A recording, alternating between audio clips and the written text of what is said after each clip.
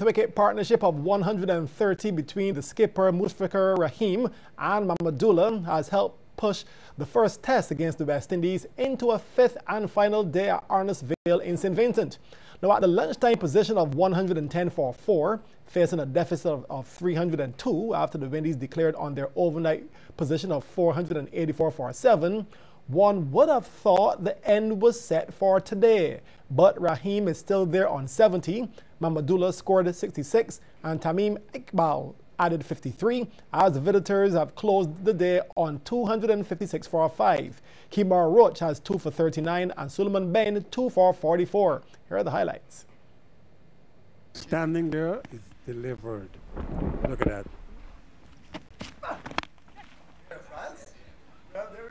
Well, he got the width and he went after it.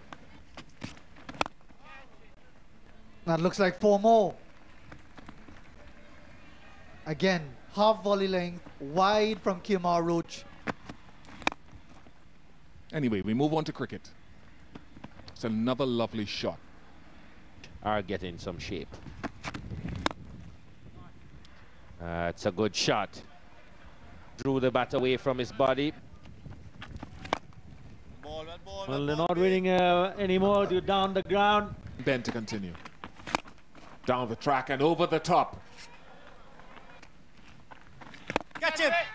Yeah. Easy as you like. Christopher Gale. There he goes. Takes him to the 50. And what a way to get there. A loud appeal for a catch at the wicket. He's given him. Bowled him. Oh, that is a half tracker from Jerome Taylor. No life in it, no oomph in it, and dispatched by Mamadullah. Well, it's taken on the full and deposited. He's flighting a few. Catch him! And that one's been hit high and hard and gone for 6. That's well played. Got the room he needed and applied the timing that was necessary. 50 for Mamadullah Riaz. That should be his 50. Just flicked it away. It'll go all the way. It's a boundary. Gone now. Big inside edge, and he's gotten the wicket he's deserved. And these fans have been waiting patiently for the chance to be finally taken. I've seen the West Indies captain come up with the catch behind the stumps. Well, not to worry as yet, though. The Windies are still in the driver's seat and will be pushing for a victory from 9:30 in the morning. Live coverage will be on TV8 and radio 94.7 FM. We'll have more cricket highlights later on at 8:30 during CBC Sports. The Barbados national football team returned home from the Caribbean Football Union's men's competition in Martinique, having qualified for the next round. The Bajans finished second in Group 3 with 4 points, behind the French hosts, who topped the group with 7 points. CBC's Sean Green reports. After an action-packed round, head coach Colin Ford says he was satisfied with the performance. Well, I think we performed very well. It was 3 difficult games. We didn't have a lot of match preparation, and the way that the guys performed, I was very happy. All in all, a good qualifying tournament for us. He added that preparations were somewhat inadequate, but they still made the best of it. We didn't play a lot of international matches, just 1 game in 19 months, and that cannot go well at all if you want to improve at international level. We need to play more games, and that's the only way the guys will improve the standard of play. Meshing with the local players and international players, no major problems? No, it was no problem at all. Actually, Emerson Boyce fitting well, our captain. He really led from the front, especially in the last game against Bonaire when we went down to 10 men. I bring him on because he could not play 3 straight games based on his contract. So we then had to utilize his services very intelligently. So he did a very good job for us. Manager Fabian Wharton says that the meshing of the team made his job a lot easier. When you look at the combination of youth and experience, and then you look at the combination of the youth and experience in the management setup as well, it argues well for us because it allows us to manage those 2 sets of players who need to be managed differently because, you know, a senior player takes a little different style of management to some of these younger players. Yeah. But all in all, we have meshed very well. The team is a very happy group. They are always laughing, so it's a little bit too much so for me. But they are a very happy group, and I think that is what brought us over and got us to qualify to go to Haiti. And BFA President Randy Harris is a very happy man. If we do the right things, we would make it to the finals. We've brought in Marco Ser from Brazil, a very experienced coach, and I am glad that they've qualified so that he can have a little stronger handle on the team using his experience. The team will rest for 1 week before preparing for Haiti in October. Sean Green, CBC Sports. Well, thanks, Sean. The other teams advancing to the next round are Antigua and Barbuda, Martinique, Curacao, St. Kitts and Nevis, St. Vincent and the Grenadines, French Guiana, and St. Lucia.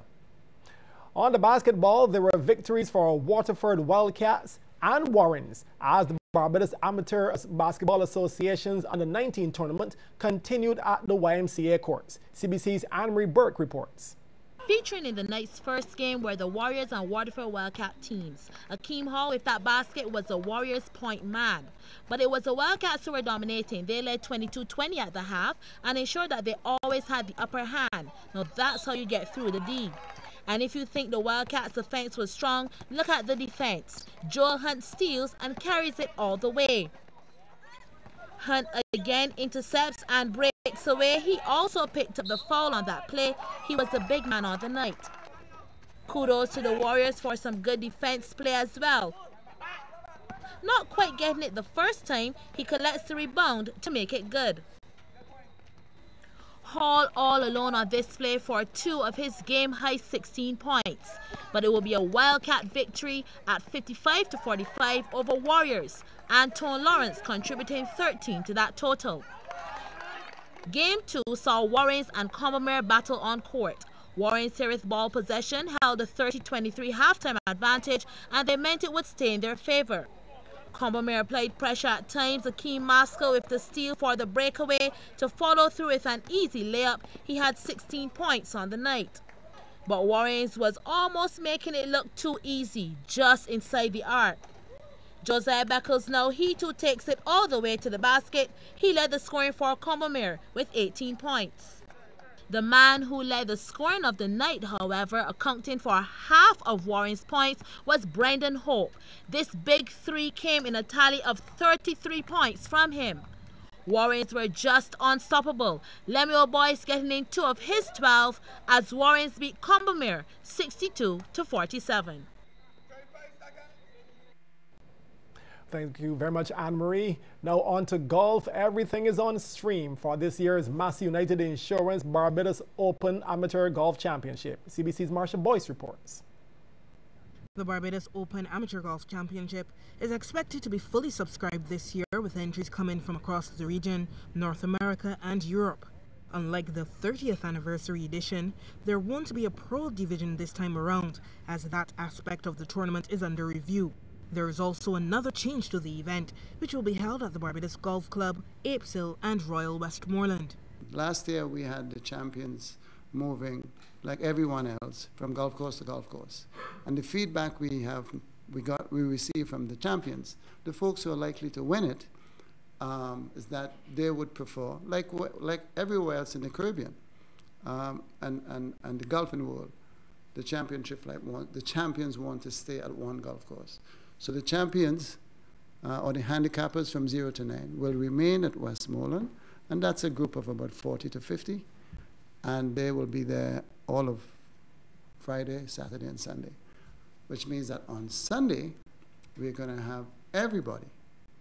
Those above 9 handicap will be at Durance on Friday, and then they move to Apes Hill on Saturday.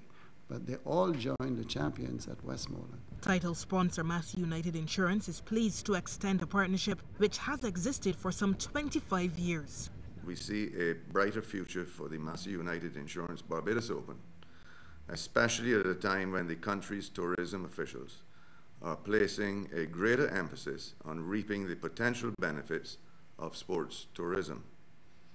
We at Massey United Insurance could not be more pleased to continue our support for this prestigious event and for sports in general, even as Barbados and the region continue to battle tough economic times. The Barbados Open Amateur Golf Championship will run from September 19th to the 21st. Marsha Boyce, CBC Sports.